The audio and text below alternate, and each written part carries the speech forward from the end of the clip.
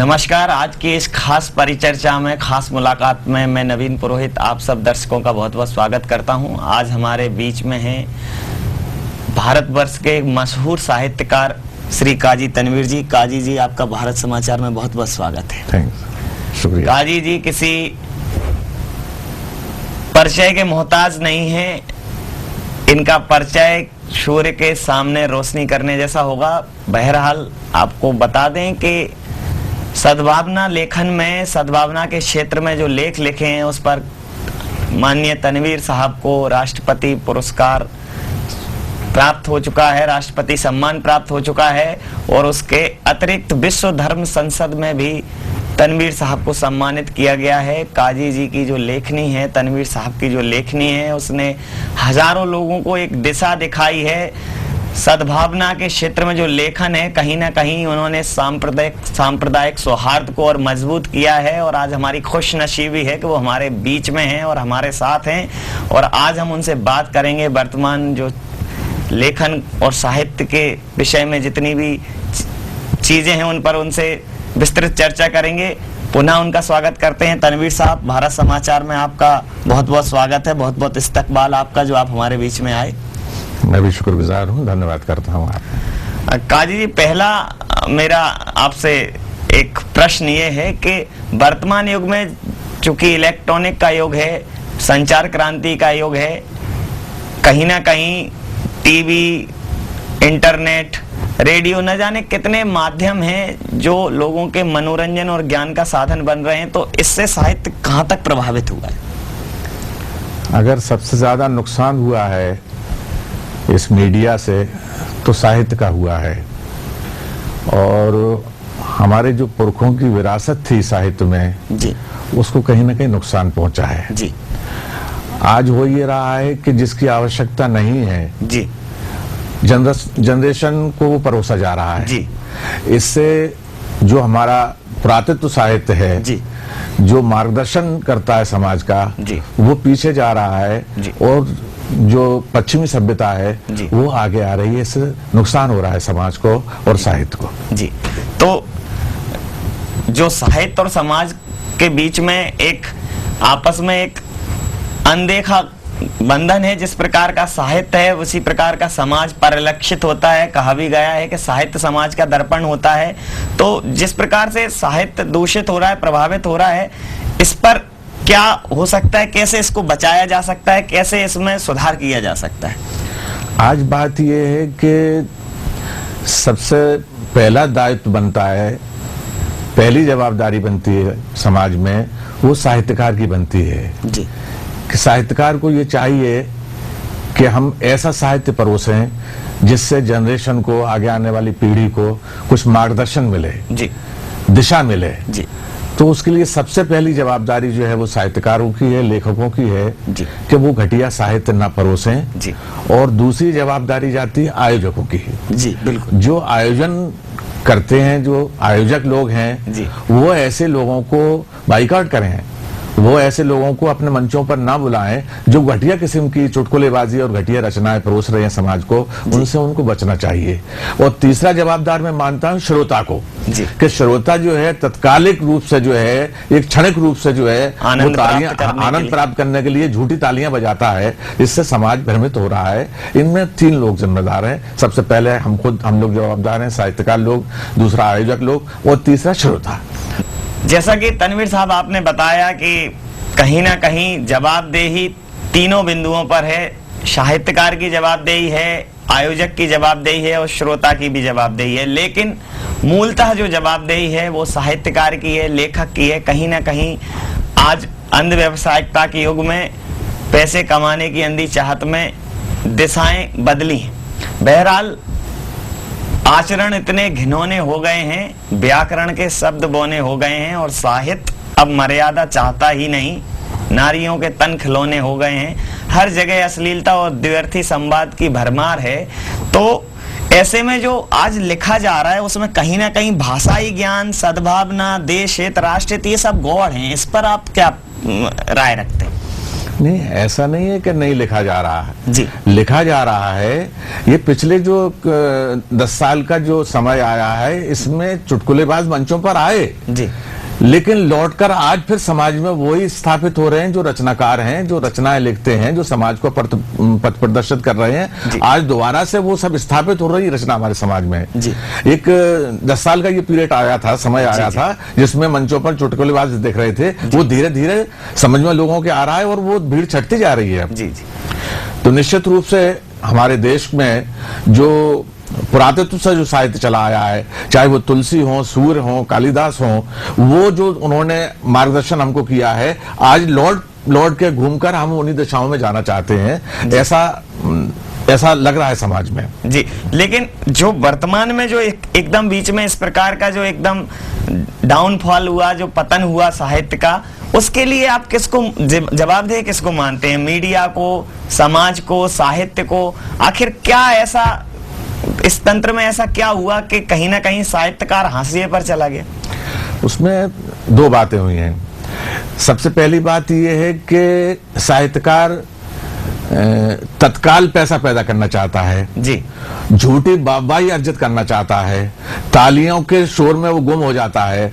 वो उस समय ये भूल जाता है कि हमारा दायित्व क्या है, हमारी जवाबदारी समाज के प्रति क्या है। हम समाज में अगुवाई कर रहे हैं, हम जो परोसेंगे सामने वाला उसी में से आनंद ग्रहण करेगा। जी। मैंने पहले भी आपको बताया, तो फिर दोबारा से आपको बता रहा हूं कि इसका सबसे बड़ा जवाबदार जो है वो साहित्यकार है, लेखक है, शायर है, कवि है।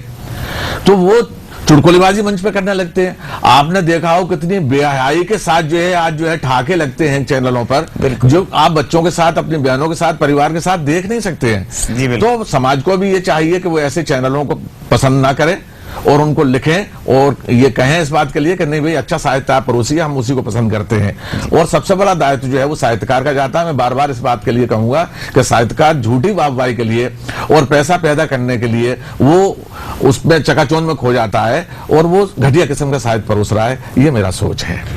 दूसरा मैं निवेदन ये करना चाहूंगा कि जो सरकारी माध्यम है आज, उनसे उम्मीद ये की जाती है, समाज के लोग करते हैं कि भाई वो तो कम से कम अपने उस पर टिकेंगे, स्तर पर टिकेंगे।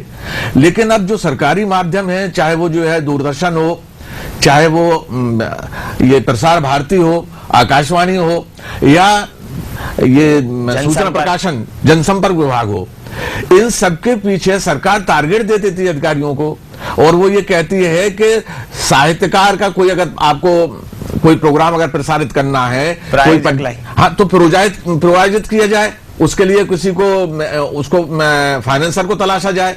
तो जो सरकारी माध्यम में जब ये दृष्टिकोण बन जाएगा कि पहले जो है फाइनेंसर देखिए, तो रचना कहां से समाज में आएंगी? बिल्कुल। ये तो सरकार का दायित्व बनता है कि अच्छी रचनाकारों को, अच्छे लोगों को स्थापित करें जिससे समाज का मार्गदर्शन हो सके। आज उसको भी व्यवसाय से जोड़ दिया गया है इन माध्यमों को। ये अच्छी बात नहीं है समाज के लिए और राष्ट्र के लिए। मेरा ये संदेश है कि इसमें सुधार होना चाहिए और इसको व्यवसायिक दृष्टि से नहीं देखना चाहिए, बल्कि ये है कि समाज के हित में कुछ घाटे भी सहन करती सरकार, उस दृष्टि से काम करना चाहिए सरकार को। जी। तनवीर साहब, एक बड़ा प्रश्न यहाँ ये भी है, चूंकि आज कहीं ना कहीं मीडिया समाज में हर जगह सेतु का काम कर रही है, एक माध्यम का काम कर रही है। आज भाषा का, विचारों का संप्रेषण का केंद्र है मीडिया, प्रिंट मीडिया हो या इलेक्ट्रॉनिक मीडिया। लेकिन इसमें भी मीडिया ने भी कहीं ना कहीं, जो मीडिया का एक रोल होना चाहिए, जो मीडिया की एक भूमिका होनी चाहिए अच्छे साहित्य को उभारने में, उसमें मीडिया कहीं ना कहीं पीछे रही है। और जिस प्रकार से आप देख रहे हैं कि टीआरपी बटोरने के लिए या सनसनी फैलाने के जिस प्रकार के प्रोग्राम्स या जिस प्रकार के लेख पत्र पत्रिकाओं में छप रहे हैं, तो वो क्या आज के जो साहित्य के स्वास्थ्य के लिए ठीक है, साहित्य के लिहाज से ठीक है? आज आप किसी भी चैनल पर देख रहे हैं, किसी भी माध्यम से देख रहे हैं, ऐसा लग रहा है कि एक इस दिशा में एक आंदोलन जैसा खड़ा कर दिया लोगों ने। अगर 50 खबरें हैं एक चैनल की, तो 50 में से 20 बलात्कार की। कहां ले जाना चाहते हैं, किसी दिशा में इसको ले जाना चाहते हैं मीडिया को, किस दिशा में समाज को ले जाना चाहते हैं? भाई समाज में किसी की अस्मत बचाई, किसी बलात्कारी को पकड़ा, उसको हैरेस किया, इसको क्यों नहीं हम उजागर करना चाहते? हर रोज यही दिखाना चाहते हैं कि बलात्कार यहां हुआ, बलात्कार वहां हुआ।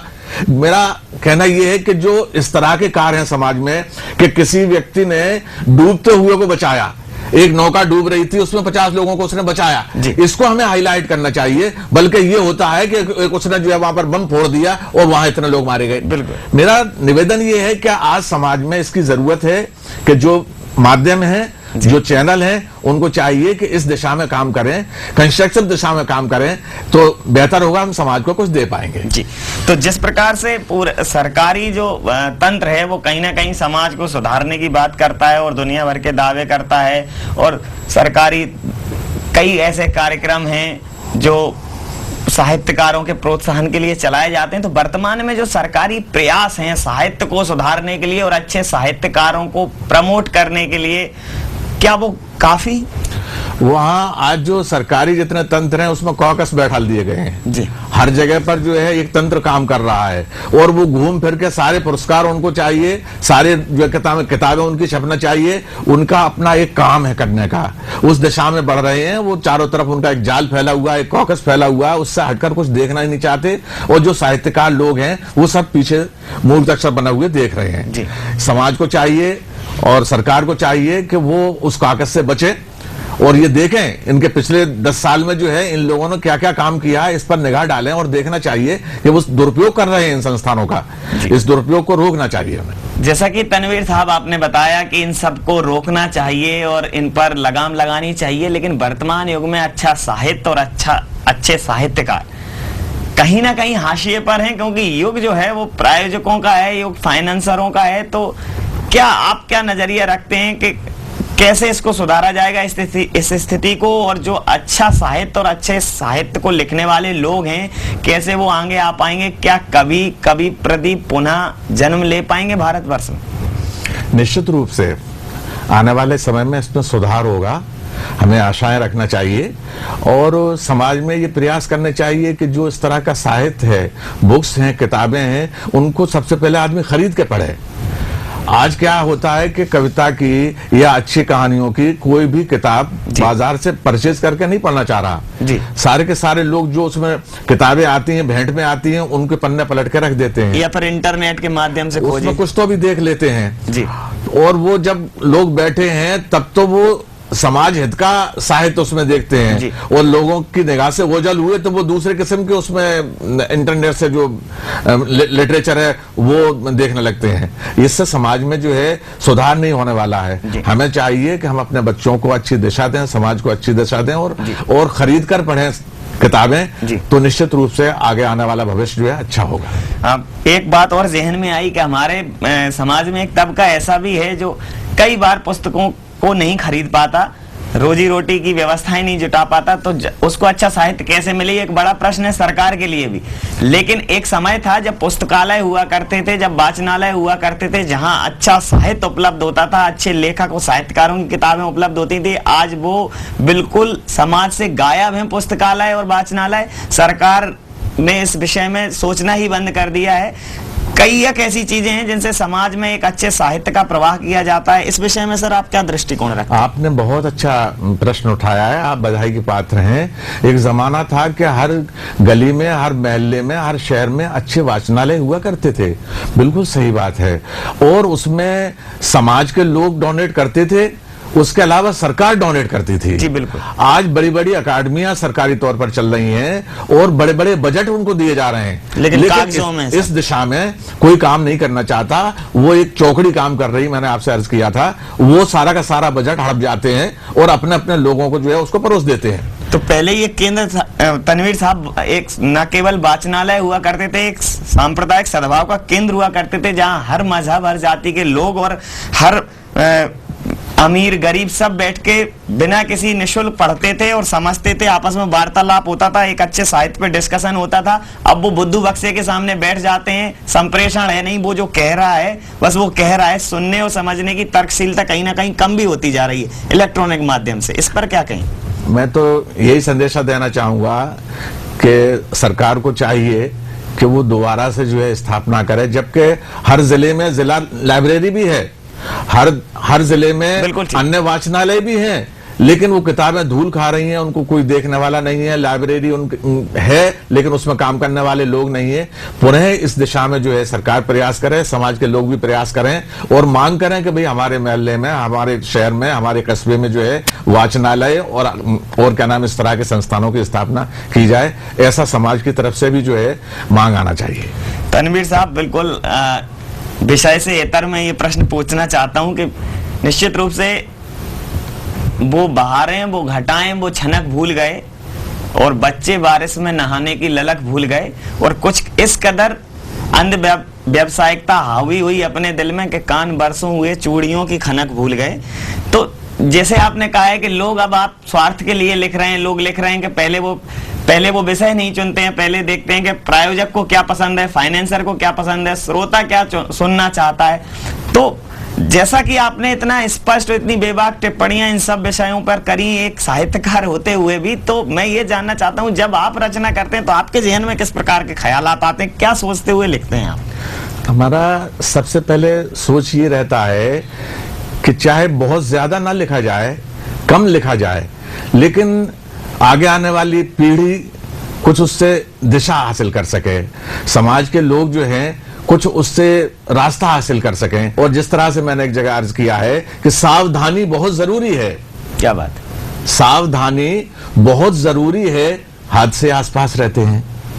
सावधानी बहुत जरूरी है, हादसे आसपास रहते हैं। एक समाज को एक दिशा मिलना चाहिए, लोगों को संदेश जाना चाहिए कि भाई आगे जीवन जो जी रहे हैं उसमें कहीं ना कहीं उसको रोशनी मिले, प्रकाश मिले। 3 प्रकार के प्रकृति के लोग होते हैं। अधमा धनम इक्षन्ति धनम मानम च मध्यमा, उत्तमा मानम इक्षन्ति मानो ही मेहता धनम। एक साहित्यकार के लिए सम्मान से ज्यादा बड़ी चीज कोई हो नहीं सकती। और शायद अगर इस विषय में आपकी बात करी जाए तो साहित्य श्री, साहित्य सारस्वत और न जाने कितने सम्मान आपको प्राप्त हुए, उसके बावजूद आज एक सफल समाज के लिए, एक विकसित समाज के लिए लेखन, अपनी लेखनी को आप व्यस्त करते हुए लिख रहे हैं, बजाय इसके कि इससे कुछ पैसा कमाया जाए। तो जो आपने जैसा बताया कि हम एक दिशा, समाज को एक दिशा देने के लिए लिखते हैं, तो मैं कुछ ऐसी रचनाएं आपसे सुनना चाहूंगा। हमारे श्रोता, हमारे दर्शक सुनना चाहेंगे कि उन्हें वो ये समझ सकें कि एक अच्छा, सुंदर और स्वस्थ साहित्य होता आखिर क्या है।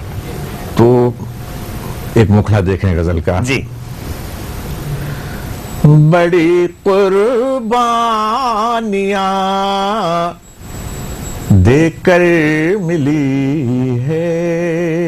क्या बात है? बड़ी कुर्बानियां देकर मिली है। ये आजादी हमारी जिंदगी है। क्या बात है?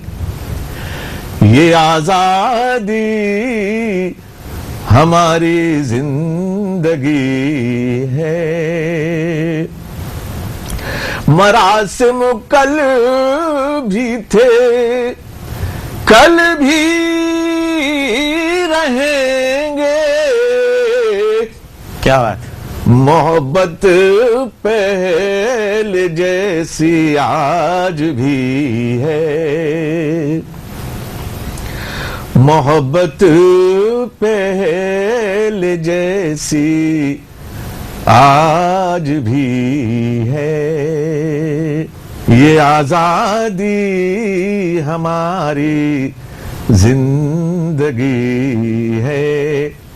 कन्हैया जन्मों लेने जा रहे हैं। क्या बात है? कन्हैया जन्म लेने जा रहे हैं। मिजाजे कंस में हलचल मची है। मिजाजे कंस में हलचल मची है। इसमें एक शेर जो है वो हमद का आ गया, जिसमें ईश्वर का गुणगान किया जाता है। ये धरती आसमां, ये चांद तारे। क्या बात है? ये धरती आसमां, ये चांद तारे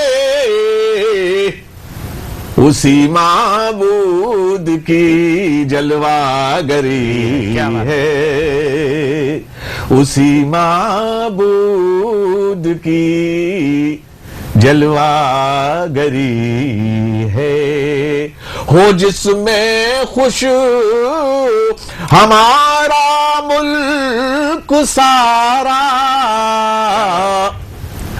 उसी में दोस्तों अपनी खुशी है। तराने एकता के गूंजते हैं, तराने एकता के गूंजते हैं, यही तनवीर अपनी शायरी है, ये आजादी हमारी जिंदगी है, बड़ी कुर्बानियां देकर मिली है। तनवीर साहब, आपने बिल्कुल उस जगह खड़ा कर दिया जहां शायद जेहन के सारे शब्द, सारे ख्यालात देश से जुड़ जाते हैं, और यहाँ एक साहित्यकार की असली पहचान, असली शख्सियत सामने आती है कि एक साहित्यकार ना हिंदू होता है ना मुसलमान होता है। मैं अगर ये कहूँ कि एक साहित्यकार, एक लेखक, एक फनकार पूरे का पूरा हिंदुस्तान होता है, तो शायद यही एक सही पहचान है। और आज हमारे सामने एक पूरा भारत, एक पूरा हिंदुस्तान, एक पूरा हमारा देश हमसे बात कर रहा है, और ये जो हमारे दर्शक हैं जो साहित्य को हकीकत में समझना चाहते हैं, तो निश्चित रूप से जो तनवीर साहब ने बताया कि साहित्य क्षणिक नहीं होता, जो 2 मिनट के बाही बाही के लिए जो गाया जाता है, जो सुनाया जाता है, वो साहित्य ना होके उसको हम, जो वृंदावली होती थी हमारे एक समय में, जो भाट और चारण गाते थे, कि उनकी मजबूरी होती थी कि उन्हें खुश करना होता था लोगों को, जनता को, राजा को।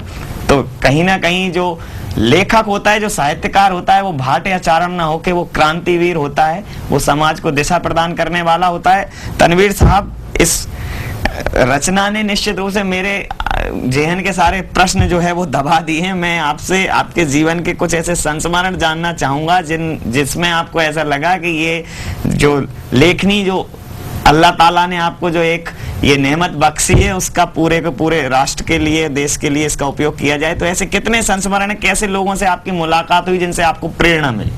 सबसे बड़ी बात यह है कि इस सुगंधित माटी में, भारतवर्ष की माटी में हमको जन्म लेने का अवसर प्राप्त हुआ, मौका मिला है हमको इस मिट्टी से जन्म लेने का। तो ऐसा लगता है कि इसका कुछ कर्ज है हम पर, इसका ऋण है। तो हमको ये चाहिए कि आदमी से आदमी को मिलाने के लिए, इस देश की प्रगति के लिए, समाज की उन्नति के लिए और राष्ट्रीय एकता के लिए जितना भी बने हमको कार्य करना चाहिए। आप सब लोगों ने मेरा एक गीत सुना होगा, मेरा महबूब वतन गीत।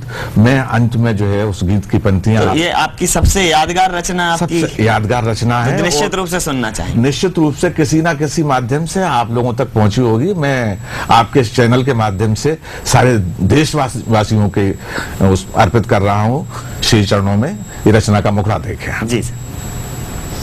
मेरी आंखों का उजाला, मेरा अनमोल रतन, मेरा महबूब वतन। क्या बात, मेरा महबूब वतन। यहाँ टैगोर के नगमे, यहाँ मीरा के भजन, यहाँ टैगोर के नगमे, यहाँ मीरा के भजन। मेरा महबूब वतन। छंद देखें जी। यह मेरे देश की माटी है जो सोना उगले। क्या बात है।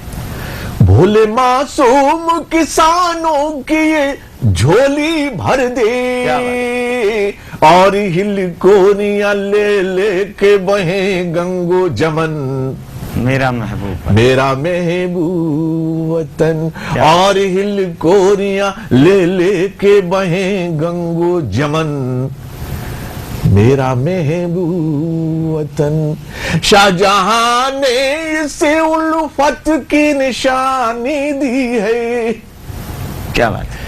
रानी झांसी ने इसे अपनी जवानी दी है। इसके आंगन में फिरे खेलते गोपाल किशन। क्या बात है सर। इसके आंगन में फिरे खेलते गोपाल किशन।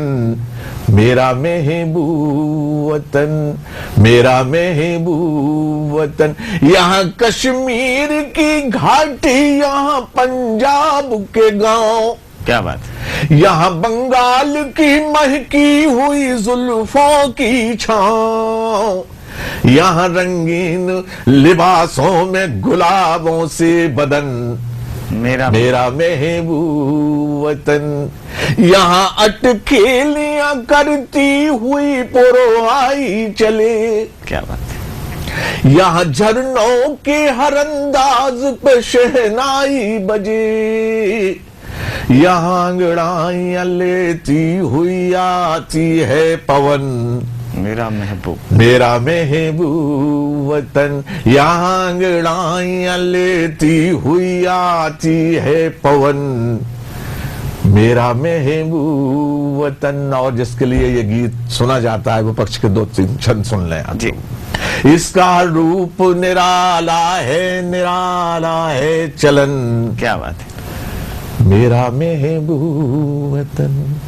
यहाँ फनकार की आहों का धुआं उठता है। यहाँ मजदूर की मेहनत का गला घुटता है। मैं इसी देश का वासी, इसी माटी की गढ़न। मैं इसी देश का वासी, इसी माटी की गढ़न। मेरा महबूब वतन। एक और चित्र इसमें देखें, पीड़ा है। मेरा महबूब वतन। राह चलते हुए असुमत यहाँ लुट जाती है। रोटियों के लिए किस्मत यहाँ बिक जाती है। फिर भी आती नहीं माहौल के माथे पे शिकन। फिर भी आती नहीं माहौल के माथे पे शिकन। मेरा महबूब वतन। बूढ़े हाथों से यहाँ लाठी छुड़ा ली जाए। अंधी माता से यहाँ भीख मंगा ली जाए। यहाँ फुटपाथ पे मिलते नहीं लाशों को कफन। यहाँ फुटपाथ पे मिलते नहीं लाशों को कफन। मेरा महबूब वतन। कॉलेजों को यहाँ खुद छात्र मिटा देते हैं। कारखाने यहाँ मजदूर जला देते हैं। फिर भी तनवीर मेरे मन में है आशा की किरण। क्या बात। यहाँ टैगोर के नगमे, यहाँ मीरा के भजन। इसके आंगन में फिरे खेलते गोपाल किशन। इसका हर रूप निराला है चलन। यहाँ अंगड़ाइयां लेती हुई आती है पवन। मेरा महबूब वतन, मेरा महबूब वतन। निश्चित रूप से काजी साहब, आज आपने हमारे बीच में आकर न सिर्फ हमें इस ज्ञान कोश से नवाजा, बल्कि इस देश को, हमारे दर्शकों को, हमारे श्रोताओं को एक दिशा मिली होगी। जो ये शब्द के इश्क करो, इश्क करना हमारा पैदाइशी हक है, मगर क्यों ना मादरे वतन को माशूक बना लो। और ऐसी ही कुछ वानगी आपने अपने शब्दों के माध्यम से यहाँ हम लोगों को दी, हम लोगों को नवाजा कि क्या होता है साहित्य। और निश्चित रूप से आप हमारे बीच में आए, हमें जो समय दिया उसके लिए पूरा भारत समाचार परिवार आपका तहे दिल से शुक्रिया अदा करता है, इस्तकबाल करता है। और हम उम्मीद करते हैं कि एक बार आप हमारे बीच में फिर से आएं और दर्शक और हमारे जो श्रोता हैं वो लाभ लें आपके ज्ञान का। बहुत बहुत धन्यवाद, बहुत बहुत आभार तनवीर जी। शुक्रिया। जय हिंद। जय हिंद।